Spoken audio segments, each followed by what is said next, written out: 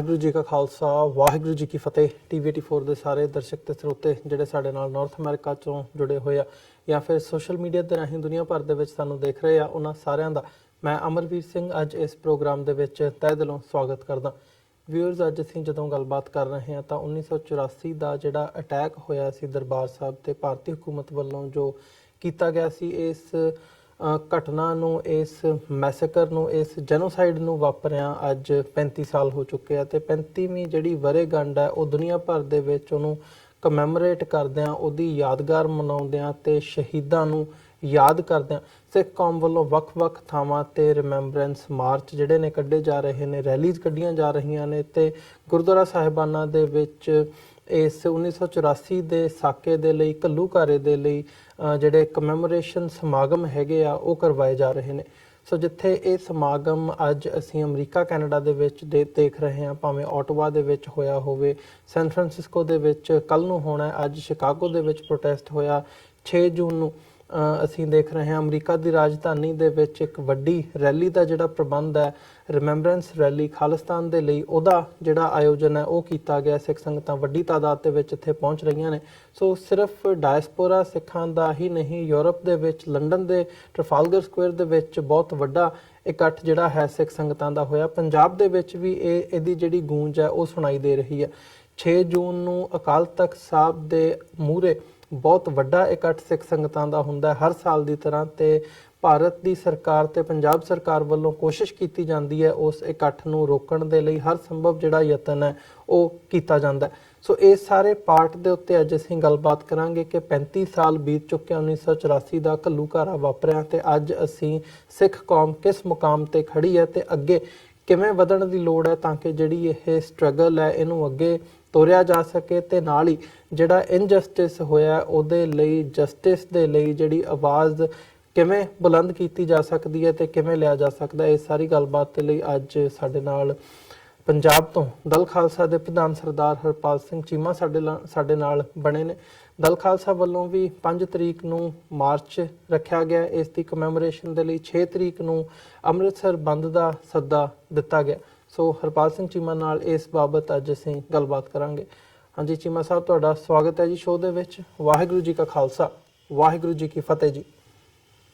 ਵਾਹਿਗੁਰੂ ਜੀ ਕਾ ਖਾਲਸਾ ਵਾਹਿਗੁਰੂ ਜੀ ਕੀ ਫਤਿਹ ਜੀ। ਧੰਨਵਾਦ ਜੀ ਚੀਮਾ ਸਾਹਿਬ, ਮੈਂ ਸ਼ੁਰੂਆਤ ਕਰਨੀ ਚਾਹੂੰਗਾ, ਜਿਵੇਂ ਅਸੀਂ ਗੱਲ ਕਰਦੇ ਹਾਂ ਕਿ ਅੱਜ ਹੁਣ 35ਵੀਂ ਵਰ੍ਹੇਗੰਢ ਜਿਹੜੀ ਹੈ ਸਿੱਖ ਕੌਮ ਵੱਲੋਂ ਦੁਨੀਆ ਭਰ ਦੇ ਵਿੱਚ ਮਨਾਈ ਜਾ ਰਹੀ ਹੈ। ਇੱਕ ਸਵਾਲ ਹਮੇਸ਼ਾ ਉਠਾਇਆ ਜਾਂਦਾ ਹੈ, ਕਿਹਾ ਜਾਂਦਾ ਹੈ ਕਿ ਜੀ ਖਾਲਿਸਤਾਨ ਦੀ ਜਿਹੜੀ ਡਿਮਾਂਡ ਹੈ ਇਹ ਬਾਹਰਲੇ ਸਿੱਖ ਜ਼ਿਆਦਾ ਕਰਦੇ ਆ, ਪੰਜਾਬ ਦੇ ਵਿੱਚ ਗੱਲ ਨਹੀਂ ਹੁੰਦੀ, ਪੰਜਾਬ ਦੇ ਵਿੱਚ ਲੋਕ ਹਮਾਇਤ ਨਹੀਂ ਕਰਦੇ ਇਸ ਥਾਟ ਦੀ ਤੇ 1984 ਨੂੰ ਭੁੱਲ ਜਾਣਾ ਚਾਹੀਦਾ ਜਾਂ ਉਹ ਲੰਘਿਆ 35 ਸਾਲ ਹੋ ਚੁੱਕੇ ਆ, ਉਹਨੂੰ ਪਿੱਛੇ ਪਾਸਟ ਦੇ ਵਿੱਚ ਹੀ ਰਹਿਣ ਦੇਣਾ ਚਾਹੀਦਾ, ਹੁਣ ਅੱਗੇ ਵਧਣ ਦੀ ਲੋੜ ਹੈ।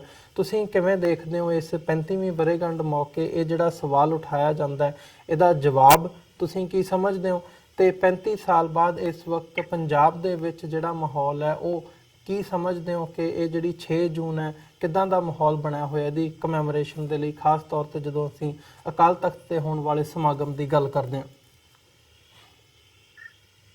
ਦੇਖੋ, ਹਿੰਦੁਸਤਾਨ ਦੀਆਂ ਫੌਜਾਂ ਵੱਲੋਂ ਅੱਜ ਤੋਂ 35 ਅਕਾਲ ਤਖਤ ਸਾਹਿਬ ਦੇ ਉੱਤੇ ਹਮਲਾ ਕੀਤਾ ਗਿਆ, ਹਰਿਮੰਦਰ ਸਾਹਿਬ ਦੇ ਉੱਤੇ ਹਮਲਾ ਕੀਤਾ ਗਿਆ ਔਰ ਇਹਦੇ ਨਾਲ ਨਾਲ ਹੋਰ 35-36 ਗੁਰਦੁਆਰਾ ਸਾਹਿਬ ਪੰਜਾਬ ਦੇ ਵਿੱਚ ਉਹਨਾਂ ਦੇ ਉੱਤੇ ਵੀ ਕਾਰਵਾਈ ਕੀਤੀ ਗਈ ਹੈ ਜੀ। ਇਹ ਜਿਹੜੀ ਜੰਗ ਹੈ ਇਹਨੂੰ ਕਈਆਂ ਲੋਕਾਂ ਨੇ, ਕਈਆਂ ਵਿਦਵਾਨਾਂ ਨੇ ਇੱਕ ਅੰਸ਼ਕਾਲ ਸਵਾਮੀ ਜੰਗ ਕਿਹਾ, ਕਈਆਂ ਨੇ ਇਹਨੂੰ ਤੀਜੇ ਘੱਲੂਘਾਰੇ ਦਾ ਨਾਮ ਦਿੱਤਾ ਹੈਗਾ, ਜਿਹੜੇ ਕਿ ਬਹੁਤ ਡੂੰਘੇ ਪ੍ਰਭਾਵ ਆ ਜਿਹੜੇ ਉਹ ਮਨਾਂ ਦੇ ਵਿੱਚ, ਸਿੱਖ ਮਨਾਂ ਦੇ ਉੱਤੇ ਛੱਡ ਕੇ ਗਈ ਆ। ਇਹ ਜੋ 35 ਸਾਲ ਪਹਿਲਾਂ ਜੋ ਇਹ ਵਾਕਿਆ ਬੀਤਿਆ ਹੈਗਾ ਜੀ। ਸੋ ਇਸ ਸਾਲ ਦੇ ਵਿੱਚ 35 ਸਾਲਾਂ ਤੋਂ ਹੀ ਸਿੱਖ ਕੌਮ ਹੈ ਜਿਹੜੀ ਉਹਨਾਂ ਸ਼ਹੀਦਾਂ ਨੂੰ, ਜਿਹੜੇ ਕਿ ਇਸ ਜੰਗ ਦੇ ਵਿੱਚ ਅੱਜ ਤੋਂ 35 ਸਾਲ ਪਹਿਲਾਂ ਹਰਿਮੰਦਰ ਸਾਹਿਬ ਦੇ ਵਿੱਚ ਆਪਣੇ ਗੁਰਧਾਮਾਂ ਦੀ ਰਾਖੀ ਕਰਦੇ ਹੋਏ ਸ਼ਹੀਦ ਹੋਏ, ਸ੍ਰੀ ਗੁਰੂ ਅਰਜਨ ਦੇਵ ਜੀ ਮਹਾਰਾਜ ਪੰਚਵੀਂ ਪਾਤਸ਼ਾਹ ਦਾ ਸ਼ਹੀਦੀ ਦਿਨ ਮਨਾਉਂਦੇ ਹੋਏ ਬੱਚੇ, ਬੁੱਢੇ, ਬੇਟੇ ਔਰ ਬਜ਼ੁਰਗ ਸਾਡੇ ਭੈਣਾਂ ਮਾਵਾਂ ਜੋ ਸ਼ਹੀਦ ਹੋਈਆਂ, ਉਹਨਾਂ ਦੀ ਯਾਦ ਦੇ ਵਿੱਚ ਹਰੇਕ ਸਾਲ ਆ ਜਿਹੜੇ ਉਹ ਸਮਾਗਮ ਕੀਤੇ ਜਾਂਦੇ ਆ ਜੀ। ਵੱਖਰੀਆਂ ਵੱਖਰੀਆਂ ਜਥੇਬੰਦੀਆਂ ਪੰਜਾਬ ਦੇ ਵਿੱਚ, ਬਾਹਰ ਵਿਦੇਸ਼ਾਂ ਦੇ ਵਿੱਚ ਇਸ ਮਾਰਚਾਂ ਦੇ ਰੂਪ ਵਿੱਚ, ਰੈਲੀਆਂ ਦੇ ਰੂਪ ਦੇ ਵਿੱਚ, ਕੋਈ ਸੈਮੀਨਾਰਾਂ ਦੇ ਰੂਪ ਦੇ ਵਿੱਚ ਇਹ ਉਹਨਾਂ ਸ਼ਹੀਦਾਂ ਨੂੰ ਯਾਦ ਕਰਦੇ ਨੇ। ਉਸ ਘਟਨਾ ਨੂੰ ਯਾਦ ਕੀਤਾ ਜਾਂਦਾ। ਉਹਦੇ ਵਿੱਚ ਕਿਸ ਤਰੀਕੇ ਨਾਲ ਜੰਗ ਲੜੀ ਗਈ, ਕਿੱਦਾਂ ਦਾ ਸਿੱਖਾਂ ਦਾ ਜਿਹੜਾ ਕਿਰਦਾਰ ਉਹਦੇ ਵਿੱਚ ਰਿਹਾ, ਜੰਗ ਲੜਨ ਵਾਲੇ ਸਿਪਾਹੀ ਆ ਜਿਹੜੇ, ਉਹਨਾਂ ਨੇ ਕਿਸ ਤਰੀਕੇ ਦੇ ਮਤਲਬ ਜਿਹੜੇ ਰੂਲਸ ਐਂਡ ਰੈਗੂਲੇਸ਼ਨ ਆ ਜਿਹੜੇ ਉਹ ਫਾਲੋ ਕੀਤੇ ਆ ਮਤਲਬ, ਔਰ ਕਿਸ ਤਰੀਕੇ ਨਾਲ ਉਹਨਾਂ ਨੇ ਆਪਣਾ ਜਿਹੜਾ ਕਰੈਕਟਰ ਹੈ, ਜਿਹੜਾ ਕਿ ਇੱਕ ਅਸਲੀ ਗੁਰੂ ਗੋਬਿੰਦ ਸਿੰਘ ਸਾਹਿਬ ਨੇ ਇਹ ਜੋ ਖਾਲਸਾ ਸਾਜਿਆ, ਉਹਦੇ ਜਿਹੜੇ ਅਸਲੀ ਗੁਣ ਹੈ ਖਾਲਸੇ ਦੇ, ਉਸ ਗੁਣਾਂ ਦੇ ਆਧਾਰ ਤੇ ਮਤਲਬ ਜੰਗ ਹੈ ਜਿਹੜੀ ਇਹ ਲੜੀ ਗਈ ਹੈ। ਸੋ ਉਹ ਸਾਰਿਆਂ ਨੂੰ ਯਾਦ ਕੀਤਾ ਜਾਂਦਾ। ਹਾਲੇ ਪਰਸੋਂ ਹੀ ਮਤਲਬ ਮੁੱਲਾ ਪਗਾਕੇ ਦੇ ਵਿੱਚ ਸੰਵਾਦ ਵਾਲਿਆਂ ਨੇ ਇਸ ਨੂੰ ਇੱਕ ਸੈਮੀਨਾਰ ਦੇ ਰੂਪ ਦੇ ਵਿੱਚ, ਜਿੱਥੇ ਪ੍ਰੋਫੈਸਰ ਜਗਮੀਤ ਸਿੰਘ ਹੋਣੀ ਔਰ ਪ੍ਰੋਫੈਸਰ ਸਿਕੰਦਰ ਸਿੰਘ ਹੋਣੀ ਆਏ ਸੀਗੇ, ਤੇ ਉੱਥੇ ਉਹਨਾਂ ਨੇ ਇੱਕ ਸੈਮੀਨਾਰ ਦੇ ਰੂਪ ਵਿੱਚ ਇਹਨੂੰ ਯਾਦ ਕੀਤਾ। ਅਸੀਂ 5 ਤਰੀਕ ਦਾ ਦਲ ਖਾਲਸਾ ਵੱਲੋਂ ਹਰੇਕ ਸਾਲ 10-12 ਸਾਲ ਹੋਏ ਅਸੀਂ ਲਗਾਤਾਰ ਮਾਰਚ ਕੱਢਦੇ ਆ ਰਹੇ ਹਾਂ ਉਹਨਾਂ ਸ਼ਹੀਦਾਂ ਦੀ ਯਾਦ ਦੇ ਵਿੱਚ। ਔਰ 6 ਜੂਨ ਨੂੰ ਅਸੀਂ ਅੰਮ੍ਰਿਤਸਰ ਬੰਦ ਦਾ ਸੱਦਾ ਦਿੰਦੇ ਹਾਂ, ਕਿਉਂਕਿ ਇਹ ਘਟਨਾ ਜਿਹੜੀ ਅੰਮ੍ਰਿਤਸਰ ਦੇ ਵਿੱਚ ਵਾਪਰੀ ਹੈ, ਔਰ ਜਿਸ ਤਰੀਕੇ ਦੇ ਨਾਲ ਇਹ ਘਟਨਾ ਵਾਪਰੀ ਹੈ ਅੰਮ੍ਰਿਤਸਰ ਸ਼ਹਿਰ ਦੇ ਵਿੱਚ, ਔਰ ਜੋ ਲੋਕਾਂ ਦਾ ਉੱਥੇ ਰਿਸਪੌਂਡ ਹੈ ਉਹ ਹਰੇਕ ਤਰੀਕੇ ਨਾਲ ਹਰ ਸਾਲ ਹੈ ਜਿਹੜਾ ਟੋਟਲ ਅੰਮ੍ਰਿਤਸਰ ਜਿਹੜਾ ਉਹ ਬੰਦ ਹੁੰਦਾ ਹੈ ਉਹਨਾਂ ਸ਼ਹੀਦਾਂ ਦੀ ਯਾਦ ਦੇ ਵਿੱਚ, ਇਸ ਘਟਨਾ ਦੀ ਯਾਦ ਦੇ ਵਿੱਚ। ਸੋ ਪੰਜਾਬ 'ਚ ਔਰ ਬਾਹਰ ਦੀਆਂ ਜਥੇਬੰਦੀਆਂ ਇਸ ਘਟਨਾ ਨੂੰ ਆਪਣੇ ਤੌਰ ਤਰੀਕਿਆਂ ਦੇ ਨਾਲ ਜਿਹੜਾ ਯਾਦ ਕਰਦੀਆਂ ਨੇ। ਬਹੁਤ ਗਹਿਰਾ ਪ੍ਰਭਾਵ ਹੈ ਜਿਹੜਾ ਇਸ ਘਟਨਾ ਨੇ ਸਿੱਖਾਂ ਦੇ ਮਨਾਂ ਦੇ ਉੱਤੇ ਛੱਡਿਆ ਹੈਗਾ। ਹਿੰਦੁਸਤਾਨ ਦੀਆਂ ਜਿਹੜੇ ਨੀਤੀ ਘਾੜੇ ਨੇ ਜਾਂ ਹਿੰਦੁਸਤਾਨ ਦੀ ਸਰਕਾਰ ਏਜੰਸੀਆਂ ਨੇ, ਉਹਨਾਂ ਦੀ ਇਹ 35 ਸਾਲਾਂ ਤੋਂ ਹੀ ਮਤਲਬ ਕੋਸ਼ਿਸ਼ ਹੈ ਕਿ ਇਹਨੂੰ ਸਿੱਖਾਂ ਦੀ ਜੜ੍ਹਾਂ ਤੋਂ ਇਹਨੂੰ ਹਟਾਇਆ ਜਾਵੇ। ਪਰ ਸਿੱਖ ਹੈ ਜਿਹੜਾ ਇਹਦਾ ਜਵਾਬ ਇਹ ਇਸ ਤਰੀਕੇ ਦੇ ਨਾਲ ਦਿੰਦੇ ਨੇ ਕਿ ਇਹ ਜਿਹੜਾ ਸਾਕਾ ਆ ਇਹ ਨਾ ਬਖਸ਼ਣਯੋਗ ਹੈ, ਨਾ ਇਹ ਭੁੱਲਣਯੋਗ ਹੈ, ਔਰ ਸਿੱਖਾਂ ਨੂੰ ਹਮੇਸ਼ਾ ਯਾਦ ਰਹੇਗਾ। ਔਰ ਸਿੱਖ ਇਹਨੂੰ ਯਾਦ ਰੱਖ ਕੇ ਆਪਣੀਆਂ ਜੋ ਸਿੱਖਾਂ ਇਸ ਤੋਂ ਬਾਅਦ ਸਿੱਖਾਂ ਨੇ ਨਿਸ਼ਾਨਾ ਜੋ ਖਾਲਿਸਤਾਨ ਦਾ ਮਿਥਿਆ ਆ ਉਹਦੇ ਲਈ ਮਤਲਬ ਆਪਣੀ ਜਦੋਜਹਿਦ ਹੈ ਜਿਹੜੇ ਉਹ ਸਿੱਖ ਕਰਦੇ ਰਹਿਣਗੇ। ਜੇ ਦੇਖਿਆ ਜਾਵੇ ਕਿ ਜਦੋਂ ਅੱਜ ਤੋਂ 35 ਸਾਲ ਪਹਿਲਾਂ ਇਹ ਘਟਨਾ ਵਾਪਰੀ ਆ, ਉਦੋਂ ਨਾਲ ਦੀ ਨਾਲ ਹੀ ਮਤਲਬ ਇੰਦਰਾ ਗਾਂਧੀ ਨੇ ਜੋ ਮੁੱਖ ਕਰੈਕਟਰ ਸੀਗਾ ਇਹਨੂੰ ਵਰਤਾਉਣ ਦੇ ਵਿੱਚ ਜਿਹਨੇ ਹੁਕਮ ਦਿੱਤੇ ਆ, ਉਹਨੇ ਇਸ ਨੂੰ ਸਿੱਖ ਮਨਾਂ ਤੋਂ ਭੁਲਾਉਣ ਦੇ ਲਈ ਨਾਲ ਦੀ ਨਾਲ ਇਹਨੂੰ ਬਣਾਉਣਾ ਸ਼ੁਰੂ ਕਰ ਦਿੱਤਾ। ਔਰ ਅਕਾਲ ਤਖਤ ਸਾਹਿਬ ਜੀ ਦੁਆਰਾ ਹੀ ਕੰਸਟਰਕਸ਼ਨ ਸ਼ੁਰੂ ਕਰ ਦਿੱਤੀ ਕਿ ਇਹਨੂੰ ਸਿੱਖਾਂ ਦੇ ਮਨਾਂ ਤੋਂ ਕਿਸੇ ਨਾ ਕਿਸੇ ਤਰੀਕੇ ਨਾਲ ਮਿਟਾਇਆ ਜਾਵੇ। ਟਾਈਮ ਟੂ ਟਾਈਮ ਸਿੱਖਾਂ ਦੀ ਜਿਹੜੀ ਲੀਡਰਸ਼ਿਪ, ਟੋਟੀਆਂ ਦੀ ਲੀਡਰਸ਼ਿਪ ਹੈ, ਜਿਹਨੂੰ ਆਪਾਂ ਕਹਿੰਦੇ ਹਾਂ ਕਿ ਉਹ ਹਿੰਦੁਸਤਾਨ ਦੇ ਨਾਲ ਮਿਲੀ ਹੋਈ ਆ, ਉਹ ਸਿਰਫ ਉਹਨਾਂ ਦਾ ਜਿਹੜਾ ਮੁੱਖ ਨਿਸ਼ਾਨਾ ਉਹ ਪੰਜਾਬ ਦਾ ਰਾਜ ਭਾਗ ਹੈ। ਜਿਵੇਂ ਕਿ ਕਾਂਗਰਸੀ ਲੀਡਰਸ਼ਿਪ ਹੋਈ ਜਾਂ ਅਕਾਲੀਆਂ ਦੀ ਲੀਡਰਸ਼ਿਪ ਹੋਈ, ਉਹਨਾਂ ਦਾ ਸਦਾ ਹੀ ਮਤਲਬ ਇਹੀ ਰਹਿੰਦਾ ਹੈ ਕਿ ਇਹਨੂੰ ਇੱਕ ਵੋਟਾਂ ਦੇ ਰੂਪ ਦੇ ਵਿੱਚ ਵਰਤਿਆ ਜਾਵੇ। ਜਿਹੜੇ ਅਕਾਲੀ ਦਲ ਹੈ ਉਹ ਹਮੇਸ਼ਾ 35 ਸਾਲਾਂ ਤੋਂ ਇਹ ਦੱਸਦੇ ਕਿ ਸਿੱਖਾਂ ਨੂੰ ਇਹਦਾ ਇਨਸਾਫ ਮਿਲੇ। ਜਿਹੜੇ ਲੋਕ ਨੇ ਜਿਨ੍ਹਾਂ ਦੀਆਂ ਜਾਨਾਂ ਗਈਆਂ ਨੇ ਉਹਨਾਂ ਨੂੰ ਇਹਨਾਂ ਦਾ ਇਨਸਾਫ ਮਿਲੇ, ਜਾਂ ਹਿੰਦੁਸਤਾਨ ਨੂੰ ਇਸ ਗੱਲ ਦੀ ਨਸੀਹਤ ਦਵਾਈ ਹੈ ਸਾਡਾ ਉਸ ਸਮੇਂ ਦਾ ਜਿਹੜਾ ਖਜ਼ਾਨਾ, ਮੁੱਲ ਖਜ਼ਾਨਾ, ਲਾਇਬ੍ਰੇਰੀ ਸਾਡੀ ਲੁੱਟੀ ਹੋਈ ਆ, ਉਹਨੂੰ ਵਾਪਸ ਲਿਆਂਦਾ ਜਾਵੇ। ਇਸ ਦੀ ਬਜਾਏ ਇਹਨੂੰ ਜ਼ਿਆਦਾ ਵੋਟਾਂ ਦੇ ਰੂਪ ਦੇ ਵਿੱਚ ਇਹਨੂੰ ਵਰਤਦੇ ਆ ਰਹੇ ਆ ਔਰ ਕਾਂਗਰਸ ਦੇ ਉੱਤੇ ਬਲੇਮ ਲਾਉਂਦੇ ਆ ਤਾਂ ਕਿ ਉਹਨਾਂ ਦੇ ਵਿੱਚ ਲੋਕਾਂ ਦੀਆਂ ਭਾਵਨਾਵਾਂ ਨੂੰ ਭੜਕਾ ਕੇ ਵੋਟਾਂ ਦੇ ਵਿੱਚ ਯੂਜ਼ ਕੀਤਾ ਜਾਵੇ। ਸੋ ਰਾਜਨੀਤਿਕ ਪਾਰਟੀਆਂ ਨੇ ਤਾਂ ਇਹਨੂੰ ਜ਼ਿਆਦਾ ਤੋਂ ਜ਼ਿਆਦਾ ਰਾਜਨੀਤਿਕ ਤੌਰ ਦੇ ਉੱਤੇ ਵਰਤਣ ਦਾ ਹੀ ਮਤਲਬ ਮੁੱਖ ਨਿਸ਼ਾਨਾ ਰੱਖਿਆ ਹੋਇਆ, ਔਰ ਉਹ ਵਰਤ ਰਹੀਆਂ ਨੇ ਇਹਨੂੰ, ਔਰ ਉਹ ਵਰਤ ਕੇ ਆਪਣਾ ਲਾਭ ਲੈਂਦੇ ਆ ਰਹੇ ਨੇ। ਜਦੋਂ ਕਿ ਜਿਹੜੇ ਸੱਚੇ ਦਿਲ ਵਾਲੇ ਸਿੱਖ ਨੇ ਜਿਹਨਾਂ ਨੂੰ ਇਸ ਹਿੰਦੁਸਤਾਨ ਦੀ ਇਸ ਨੀਤੀ ਦਾ ਪਤਾ ਹੈ ਕਿ ਇਸ ਦਾ ਕਾਰਨ ਕੀ ਸੀ, ਇਹਦੇ ਪਿੱਛੇ ਕੀ ਕਾਰਨ ਸੀਗੇ, ਇਸ ਸਾਕੇ ਨੂੰ ਹੋਣ ਦੇ ਕਾਰਨ ਕੀ ਸੀ ਜੀ, ਪਰ ਕਿਉਂ ਇਹ ਵਰਤਾਇਆ ਗਿਆ। ਇਹ ਇੱਕ ਸਿੱਖਾਂ ਨੂੰ ਇੱਕ ਸਬਕ ਸਿਖਾਉਣ ਦਾ ਦੇ ਤੌਰ ਦੇ ਉੱਤੇ ਇਹ ਸਾਕਾ ਵਰਤਾਇਆ ਗਿਆ। ਸਿੱਖਾਂ ਦਾ ਜਿਹੜਾ ਸਭ ਤੋਂ ਮੁਕੱਦਸ ਸਥਾਨ ਹੈ, ਜਿੱਥੇ ਕਿ ਸਿੱਖ ਜਾ ਕੇ ਆਪਣੇ ਉਸ ਧੁਰੇ ਦੇ ਨਾਲ ਜੁੜੇ ਅਕਾਲ ਤਖ਼ਤ ਸਾਹਿਬ ਹੈ, ਹਰਿਮੰਦਰ ਸਾਹਿਬ ਹੈ, ਜਿੱਥੋਂ ਕਿ ਸਿੱਖ ਰਾਜਨੀਤਿਕ ਤੌਰ ਤੇ ਧਾਰਮਿਕ ਤੌਰ ਤੇ ਪ੍ਰਵੀਨਾ ਰਹਿੰਦੇ ਆ, ਉੱਥੇ ਹਮਲਾ ਕਰਕੇ ਉਹਨੂੰ ਢਾਹ ਕੇ ਕੀਤਾ ਗਿਆ। ਤੇ ਇਹ ਜਿਹੜੀ ਗੱਲ ਹੈ, ਇਹ ਸਿਰਫ ਇਸ ਗੱਲ ਦੇ ਨਾਲ ਹੀ ਇੱਕ ਸਾਨੂੰ ਲੈਸਨ ਸੁਣਾਉਣ ਦੀ ਗੱਲ ਹੈ ਕਿ 1947 ਤੋਂ ਸਿੱਖ ਆਪਣੀ ਆਜ਼ਾਦੀ ਦੇ ਲਈ ਗੱਲ ਕਰਦੇ ਆ ਰਹੇ ਆ। 1977-78 ਤੋਂ ਬਾਅਦ ਇਸ ਆਜ਼ਾਦੀ ਦੀ ਲੜਾਈ ਪੰਜਾਬ ਦੇ ਵਿੱਚ ਸ਼ੁਰੂ ਹੋਈ ਹੈ, ਪਰ ਕਦੇ ਵੀ 47 ਤੋਂ ਬਾਅਦ ਜਦੋਂ ਕਦੇ ਵੀ ਹਿੰਦੁਸਤਾਨ ਨੇ ਧੋਖਾ ਕੀਤਾ, ਹਿੰਦੁਸਤਾਨ ਨੇ ਜਿਤਾਉਣ ਦੀ ਕੋਸ਼ਿਸ਼ ਕੀਤੀ ਹੈ ਕਿ ਹੁਣ ਸਮਾਂ ਬਦਲ ਗਿਆ, ਤਾਂ ਸਿੱਖਾਂ ਨੇ ਇਹ ਗੱਲ ਕਹੀ ਹੈ ਕਿ ਅਸੀਂ ਆਪਣਾ ਰਾਜ ਭਾਗ ਹੈ ਜਿਹੜਾ ਉਹ ਨਾਰਥ ਖਿੱਤੇ ਦੇ ਵਿੱਚ ਜਿੱਥੇ ਆ ਉੱਥੇ ਜ਼ਰੂਰ ਲਵਾਂਗੇ। ਸੋ ਇਸ ਗੱਲ ਨੂੰ ਵੀ ਮੱਦੇਨਜ਼ਰ ਰੱਖਦੇ ਹੋਏ ਮਤਲਬ ਜਿਹੜੀ ਹਿੰਦੁਸਤਾਨ ਦੀ ਸਰਕਾਰ ਹੈ ਉਹ ਹਮੇਸ਼ਾ ਹੀ ਸਿੱਖਾਂ ਨੂੰ ਸਬਕ ਸਿਖਾਉਣ ਦੇ ਮਾਰੇ ਮਤਲਬ ਇਹ ਸਾਰਾ ਕਾਰਵਾਈ ਜਿਹੜੀ ਕੀਤੀ ਹੈ। ਜਿਹੜੇ ਤਾਂ ਲੋਕ ਇਹ ਸਮਝਦੇ ਆ ਉਹ ਜੇ ਖਾਲਿਸਤਾਨ ਦੇ ਨਾਲ ਜੁੜੇ ਹੋਏ ਆ, ਉਹਨਾਂ ਨੂੰ ਇਸ ਗੱਲ ਦਾ ਪਤਾ ਹੈ ਕਿ ਇਸ ਦਾ ਜਦ ਤੱਕ ਅਸੀਂ ਆਜ਼ਾਦ ਸਿੱਖ ਰਾਜ ਨਹੀਂ ਲੈਂਦੇ, ਇੱਕ ਹਿੰਦੁਸਤਾਨ ਦੇ ਨਾਰਥ ਹਿੱਸੇ ਦੇ ਵਿੱਚ ਇੱਕ ਏਦਾਂ ਦਾ ਰਾਜ ਨਹੀਂ ਬਣਾਉਂਦੇ ਜਿਹੜਾ ਪ੍ਰਭੂ ਸੱਤਾ ਸ਼ਾਸਨ ਰਾਜ ਹੋਵੇ ਜਾਂ ਤੰਤਰ ਰਾਜ ਹੋਵੇ, ਉਦੋਂ ਤੱਕ ਇਸ ਗੱਲ ਦਾ ਬਦਲਾ ਨਹੀਂ ਲਿਆ ਜਾ ਸਕਦਾ ਹਿੰਦੁਸਤਾਨ ਤੋਂ। ਇਹ ਗੱਲ ਸਿਰਫ ਇਸ ਤੰਤਰ ਰਾਜ ਦੇ ਨਾਲ ਹੀ ਜੁੜੀ ਹੋਈ ਹੈ, ਕਿਉਂਕਿ ਇਹਦਾ ਮਤਾ ਹੈ ਜਿਹੜਾ 1986 ਦੇ ਵਿੱਚ ਇਹ ਘਟਨਾ ਵਾਪਰਨ ਤੋਂ 2 ਸਾਲ ਬਾਅਦ ਸਰਬੱਤ ਖਾਲਸਾ ਬੁਲਾ ਕੇ ਹਰਿਮੰਦਰ ਸਾਹਿਬ ਦੀ ਧਰਤੀ ਦੇ ਪਵਿੱਤਰ ਧਰਤੀ ਦੇ ਉੱਤੇ ਲਿਆ ਗਿਆ ਸੀਗਾ ਜੀ। ਸੋ ਲੜਾਈ ਚਾਲੂ ਹੈ ਇਸ ਗੱਲ ਦੀ, ਇਹ ਨਹੀਂ ਕਿ ਲੱਗਦਾ ਸਿਰਫ ਹਿੰਦੁਸਤਾਨ ਬਾਹਰ ਦੇਸ਼ਾਂ ਦੇ ਵਿੱਚ ਹੀ ਲੋਕ ਖਾਲਿਸਤਾਨ ਦੀ ਡਿਮਾਂਡ ਕਰਦੇ ਆ, ਹਿੰਦੁਸਤਾਨ ਦੇ ਵਿੱਚ ਕਰਦੇ ਆ। ਹਾਂ, ਇੱਕ ਜ਼ਰੂਰ ਗੱਲ ਹੁੰਦੀ ਹੈ ਕਿ ਜਿੱਥੇ ਜਿਹੜਾ ਮੇਨ ਧੁਰਾ ਹੋਵੇ, ਜਿੱਥੇ ਪੀਪਲ ਹੋਣ, ਜਿੱਥੇ ਗਵਰਨਮੈਂਟ ਨੇ ਆਪਣਾ ਮਤਲਬ ਉੱਥੇ ਉਹਨੂੰ ਘੇਰਿਆ ਹੋਵੇ ਲੋਕਾਂ ਨੂੰ, ਉੱਥੇ ਗੱਲ ਕਦੇ ਕਦੇ ਠੰਡੀ ਪੈ ਜਾਂਦੀ ਹੈ ਜਾਂ ਕਦੇ ਕਦੇ ਲੰਘ ਜਾਂਦੀ ਹੈ। ਇਹ ਗੱਲ ਤੇ ਉੱਥੇ ਖਤਮ ਹੋ ਰਹੀ ਹੈ। ਅੱਜ ਵੀ ਅਗਰ ਇੱਥੇ ਰੈਫਰੈਂਡਮ ਹੋਵੇ, ਇੱਥੇ ਵੋਟਾਂ ਪੈਣ, ਤੇ ਮੈਂ ਸਮਝਦਾ ਕਿ ਜਿਹੜੀਆਂ ਜ਼ਿਆਦਾ ਤੋਂ ਜ਼ਿਆਦਾ ਜਿਹੜੀਆਂ ਵੋਟਾਂ ਆ ਉਹ ਖਾਲਿਸਤਾਨ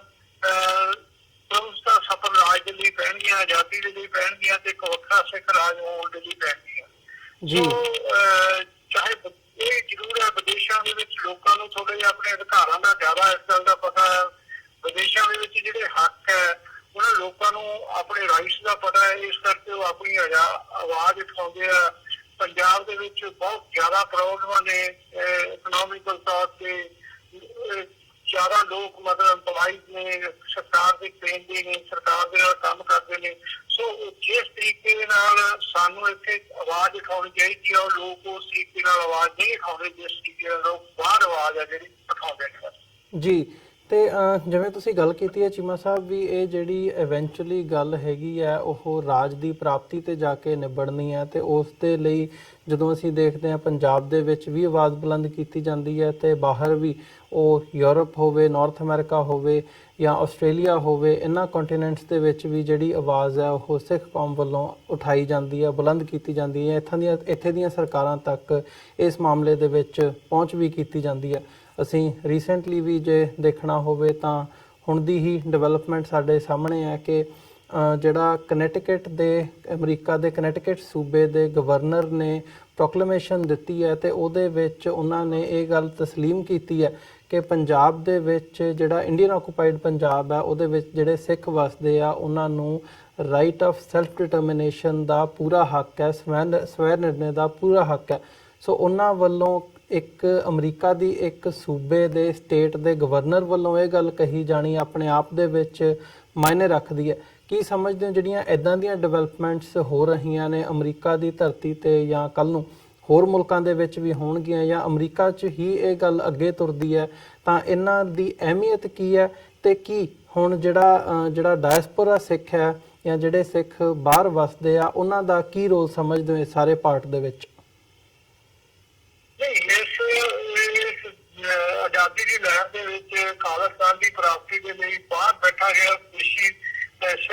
ਭਾਈਚਾਰਾ ਆ ਉਹਦਾ ਬਹੁਤ ਵੱਡਾ ਰੋਲ ਆ। ਇਹ ਲੜਾਈ ਅਸਲ ਦੇ ਵਿੱਚ ਉਹਦੇ ਆਧਾਰਿਤ ਹੈ। ਇਹ ਕੋਈ ਇਕੱਲੀ ਖਾਲਿਸਤਾਨ ਦੀ ਜੰਗ ਦੀ ਇਹ ਹਾਲਾਤ ਨਹੀਂ ਹੁੰਦੇ, ਪਰ ਵੀ ਮਤਲਬ ਜਿੱਥੇ ਵੀ ਲੜਾਈਆਂ ਲੜੀਆਂ ਜਾਂਦੀਆਂ ਨੇ ਰੇਤੀ ਦੀਆਂ, ਉਹਦਾ ਕੋਈ ਨਾ ਕੋਈ ਜਿਹੜਾ ਆਫਿਸ ਹੈ ਜਾਂ ਉਹਦਾ ਆਧਾਰ ਹੈ ਉਹ ਵਿਦੇਸ਼ਾਂ ਦੇ ਵਿੱਚ ਉਸ ਥਾਂ ਦੇ ਉੱਤੇ ਨਹੀਂ ਹੁੰਦਾ, ਉਹ ਹੋਰ ਦੇਸ਼ਾਂ ਦੇ ਵਿੱਚ ਹੁੰਦਾ। ਉਹ ਬੈਠ ਕੇ ਜਿਹੜੇ ਸੁਤੰਤਰਤਾ ਸੰਗਰਾਮੀ ਨੇ ਉਹ ਲੜਾਈ ਲੜਦੇ ਨੇ, ਚਾਹੇ ਤੁਸੀਂ 1947 ਦੀ ਭਾਰਤ ਦੀ ਜੰਗ ਆਜ਼ਾਦੀ ਲੈ ਲਓ, ਇਹਦਾ ਵੀ ਸੈਨ ਫਰਾਂਸਿਸਕੋ ਦੇ ਵਿੱਚ ਕਾਫੀ ਵੱਡਾ ਹੈਡਕੁਆਟਰ ਹੈ ਜੀ। ਕਹਿਣ ਦਾ ਭਾਵ ਹੈ ਕਿ ਵਿਦੇਸ਼ਾਂ 'ਚ ਬੈਠਾ ਭਾਈਚਾਰਾ ਜਿਹੜਾ ਸਿੱਖ ਭਾਈਚਾਰਾ ਉਹਦਾ ਪੂਰਾ ਯੋਗਦਾਨ ਹੋਵੇਗਾ ਇਸ ਲੜਾਈ ਦੇ ਵਿੱਚ। ਪਰ ਪੰਜਾਬ ਦੇ ਵਿੱਚ ਬੈਠਾ ਹੋਇਆ ਲੋਕ ਵੀ ਜਿੰਨੇ ਵੀ ਆ ਉਹ ਇੱਥੇ ਸੈਂਟਰ ਦੇ ਵਿੱਚ ਬੈਠੇ ਆ, ਔਰ ਜਿੱਥੇ ਬੈਠੇ ਆ ਉੱਥੇ ਉਹ ਡਿਮਾਂਡ ਕਰ ਰਹੇ ਆ। ਅਸੀਂ ਵੀ ਆਏ ਸਾਲ ਹਰ ਟਾਈਮ ਦੇ ਉੱਤੇ ਜਿਹੜੀ ਸਿੱਖ ਡਿਟਰਮੀਨੇਸ਼ਨ ਰਾਈਟ ਹੈ ਜਿਹੜਾ ਸਾਡਾ, ਉਹਦੀ ਅਸੀਂ ਮੰਗ ਕਰਦੇ ਆ, ਚਾਹੁੰਦੇ ਆ ਤੇ ਯੂਐਨਓ ਦੇ ਥੱਲੇ ਜਾਂ ਕਿਸੇ ਹੋਰ ਏਦਾਂ ਦੀ ਵੱਡੀ ਸੰਸਥਾ ਦੇ ਥੱਲੇ ਜਾਂ ਹਿੰਦੁਸਤਾਨ ਦੀ ਗੌਰਮੈਂਟ ਆਪ ਇੱਥੇ ਰੈਫਰੈਂਡਮ ਕਰਾਵੇ ਔਰ ਉਸ ਰੈਫਰੈਂਡਮ ਦੇ ਵਿੱਚ ਪੰਜਾਬ ਦੇ ਵਿੱਚ ਰਹਿੰਦੇ ਹੋਏ ਲੋਕਾਂ ਨੂੰ ਹੱਕ ਦਿੱਤਾ ਜਾਵੇ ਤਾਂ ਕਿ ਉਹ ਆਪਣੀ ਸੈਲਫ ਡਿਟਰਮੀਨੇਸ਼ਨ ਰਾਈਟ ਦੀ ਜਿਹੜੀ ਰਾਈਟ ਹੈ ਜਿਹੜਾ ਉਹਦੀ ਅਸੀਂ ਐਕਸਰਸਾਈਜ਼ ਕਰ ਸਕਣ। ਜਿਹੜਾ ਜੀ ਯੂਐਨਓ ਦੇ ਲੋਕ ਸਾਡੇ ਦਿੰਦੇ ਆ, ਯੂਐਨਓ ਦੇ ਜਿਹੜੀ ਸਾਨੂੰ ਜੀ ਬਿਲਕੁਲ।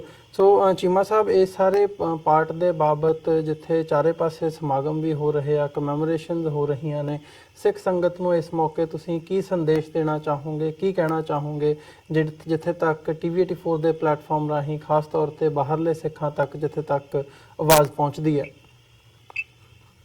ਦੇਖੋ, ਬਾਹਰ ਬੈਠਾ ਵਿਦੇਸ਼ੀ ਭਾਈ ਜਿਹੜਾ ਸਿੱਖ ਭਾਈਚਾਰਾ ਚਾਹੇ ਹੋਵੇ, ਚਾਹੇ ਪੰਜਾਬ ਦੇ ਵਿੱਚ ਜਿਹੜੇ ਹਿੰਦੁਸਤਾਨ ਵਿੱਚ ਵਸਦੇ ਹੋਏ ਲੋਕ ਹੋਣ, ਇੱਕ ਗੱਲ ਤੇ ਪੱਕੀ ਹੈ, ਅਗਰ ਸਿੱਖ ਕੌਮ ਨੇ ਦੁਨੀਆ ਦੀ ਪਲੇਟਫਾਰਮ ਦੇ ਉੱਤੇ ਆਪਣਾ ਨਾਮ ਕੌਮਾਂ ਦੇ ਵਿੱਚ ਅਗਾਂਹ ਵਧੂ ਕੌਮਾਂ ਦੇ ਵਿੱਚ ਦਰਜ ਕਰਾਉਣਾ ਆ ਤੇ ਸਿੱਖਾਂ ਦਾ ਆਪਣਾ ਘਰ ਹੈ ਜਿਹੜਾ ਇਹ ਜ਼ਰੂਰੀ ਹੋਣਾ ਚਾਹੀਦਾ ਹੈ।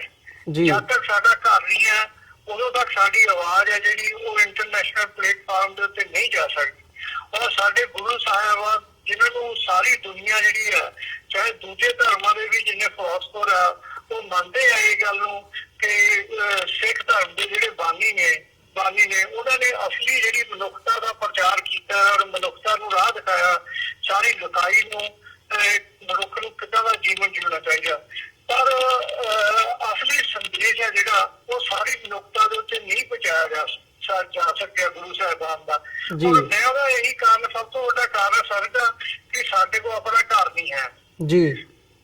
ਜੇ ਅਗਰ ਜਿਹੜਾ ਧਰਮ ਹੈ ਉਹ ਵੀ ਤਾਂ ਹੀ ਵੱਧ ਫੁੱਲ ਸਕਦਾ ਹੈ ਜੇ ਉਹਦਾ ਆਪਣਾ ਇੱਕ ਆਪਣਾ ਦੇਸ਼ ਹੋਵੇ ਜਿੱਥੋਂ ਬੈਠ ਕੇ ਉਸ ਧਰਮ ਦਾ ਜਿਹੜਾ ਸਿਧਾਂਤ ਹੈ ਉਹਨੂੰ ਫੈਲਾਇਆ ਜਾ ਸਕੇ। ਸੋ ਮੈਂ ਇਸ ਗੱਲ ਸਮਝਦਾ ਹਾਂ ਕਿ ਇਸ ਤੋਂ ਬਿਨਾਂ ਸਾਡਾ ਗੁਜ਼ਾਰਾ ਨਹੀਂ ਹੈ, ਸਾਡੇ ਘਰ ਤੋਂ ਬਿਨਾਂ। ਤੇ ਸਾਰੀਆਂ ਬਾਹਰ ਬੈਠੀ ਸਿੱਖ ਸੰਗਤ ਪੰਜਾਬ ਦੇ ਲੋਕਾਂ ਨੂੰ ਇਹ ਆਪਣੀਆਂ ਆਉਣ ਵਾਲੀਆਂ ਪੀੜ੍ਹੀਆਂ ਲਈ, ਆਉਣ ਵਾਲੇ ਭਵਿੱਖ ਦੇ ਲਈ ਸਮਝ ਲੈਣਾ ਚਾਹੀਦਾ ਹੈ ਕਿ ਜਦੋਂ ਤੱਕ ਅਸੀਂ ਆਪਣਾ ਇੱਕ ਸੁਤੰਤਰ ਰਾਜ ਬਣਾਉਂਦੇ ਤਾਂ ਸਾਡਾ ਜਿਹੜਾ ਭਵਿੱਖ ਹੈ ਉਹ ਸੁਰੱਖਿਅਤ ਨਹੀਂ ਹੈ। ਸੋ ਸਾਨੂੰ ਸਾਰਿਆਂ ਨੂੰ ਬਾਕੀ ਗੱਲਾਂ ਦੇ ਨਾਲ ਜੀਵਨ ਦੀਆਂ ਨਾਲ ਇਸ ਗੱਲ ਦੇ ਵੱਲ ਮੇਨ ਧਿਆਨ ਰੱਖਣਾ ਚਾਹੀਦਾ ਵੀ ਕਿਸ ਤਰੀਕੇ ਨਾਲ ਅਸੀਂ ਇਸ ਗੁਲਾਮੀ ਦੀਆਂ ਜੰਜੀਰਾਂ ਨੂੰ ਤੋੜ ਕੇ ਆਪਣਾ ਇੱਕ ਰਾਜ ਭਾਗ ਹੈ ਜਿਹੜਾ ਉਹ ਕਾਇਮ ਕਰ ਸਕੀਏ। ਜੀ ਚੀਮਾ ਸਾਹਿਬ, ਤੁਹਾਡਾ ਬਹੁਤ ਬਹੁਤ ਧੰਨਵਾਦ। ਤੁਸੀਂ ਆਪਣਾ ਸਮਾਂ ਕੱਢ ਕੇ ਸਾਡੇ ਨਾਲ ਵਿਚਾਰਾਂ ਦੀ ਸਾਂਝ ਪਾਈ ਹੈ। ਅੱਜ ਦੇ ਸ਼ੋਅ ਦੇ ਵਿੱਚ ਇੱਥੇ ਹੀ ਤੁਹਾਡੇ ਕੋਲੋਂ ਇਜਾਜ਼ਤ ਚਾਹਾਂਗੇ ਜੀ। ਬਹੁਤ ਬਹੁਤ ਧੰਨਵਾਦ ਤੁਹਾਡਾ। ਫਤਿਹ ਦੀ ਸਾਂਝ ਪਾਈਏ ਅੰਤ ਦੇ ਵਿੱਚ। ਵਾਹਿਗੁਰੂ ਜੀ ਕਾ ਖਾਲਸਾ, ਵਾਹਿਗੁਰੂ ਜੀ ਕੀ ਫਤਿਹ। ਵਿਊਅਰਸ, ਉਮੀਦ ਕਰਦੇ ਹਾਂ ਅੱਜ ਦੀ ਸਾਡੀ ਇਹ ਗੱਲਬਾਤ ਦਲ ਖਾਲਸਾ ਦੇ ਪ੍ਰਧਾਨ ਸਰਦਾਰ ਹਰਪਾਲ ਸਿੰਘ ਚੀਮਾ ਹੋਰਾਂ ਦੇ ਨਾਲ ਜਿਹੜੀ ਸੀ ਤੁਹਾਨੂੰ ਜ਼ਰੂਰ ਪਸੰਦ ਆਈ ਹੋਵੇਗੀ। ਸੋ ਜਾਂਦੇ ਤੁਹਾਡੇ ਚਰਨਾਂ ਦੇ ਵਿੱਚ ਬੇਨਤੀ ਵੀ ਕਰਦੇ ਹਾਂ, ਇਸ ਪਲੇਟਫਾਰਮ ਨੂੰ ਅੱਗੇ ਵਧਾਉਣ ਦੇ ਲਈ ਸਾਨੂੰ ਤੁਹਾਡੀ ਸਹਾਇਤਾ ਦੀ ਲੋੜ ਹੈ। TV84 ਨੂੰ ਡੋਨੇਟ ਕਰਨ ਦੇ ਲਈ ਤੁਸੀਂ ਸਾਡੀ ਵੈਬਸਾਈਟ www.tv84.tv ਤੇ ਜਾ ਕੇ ਸਾਨੂੰ ਡੋਨੇਟ ਕਰ ਸਕਦੇ ਹੋ ਤੇ ਮੰਥਲੀ ਡੋਨੇਸ਼ਨਸ ਦੇ ਲਈ ਪਲੇਜ ਕਰ ਸਕਦੇ ਹੋ। ਜੇ ਚੈੱਕ ਰਾਹੀਂ ਡੋਨੇਸ਼ਨਸ ਭੇਜਣੀਆਂ ਚਾਹੁੰਦੇ ਹੋ ਤਾਂ TV84 ਦੇ ਨਾਂ ਦਾ ਚੈੱਕ ਬਣਾ ਕੇ ਤੁਸੀਂ ਸਾਨੂੰ ਸਾਡੇ ਐਡਰੈਸ ਤੇ ਮੇਲ ਕਰ ਸਕਦੇ ਹੋ। 3601 37th ਐਵੇਨਿਊ, ਲੌਂਗ ਆਈਲੈਂਡ ਸਿਟੀ, ਨਿਊਯਾਰਕ 11101। ਵੈਬਸਾਈਟ ਇੱਕ ਵਾਰ ਫਿਰ ਦੱਸਦੇ ਹਾਂ www.tv84.tv। ਇਸੇ ਦੇ ਨਾਲ ਵਿਊਅਰਸ ਅੱਜ ਦੇ ਪ੍ਰੋਗਰਾਮ ਦੇ ਵਿੱਚ ਅਸੀਂ ਇੱਥੇ ਹੀ ਇਜਾਜ਼ਤ ਚਾਹਾਂਗੇ। ਦੁਬਾਰਾ ਫਿਰ ਕੱਲ ਨੂੰ ਤੁਹਾਡੇ ਨਾਲ ਮੁਲਾਕਾਤ ਹੋਵੇਗੀ। ਤਦ ਤੱਕ ਲਈ ਇਜਾਜ਼ਤ ਦਿਓ ਜੀ। ਵਾਹਿਗੁਰੂ ਜੀ ਕਾ ਖਾਲਸਾ, ਵਾਹਿਗੁਰੂ ਜੀ ਕੀ ਫਤਿਹ।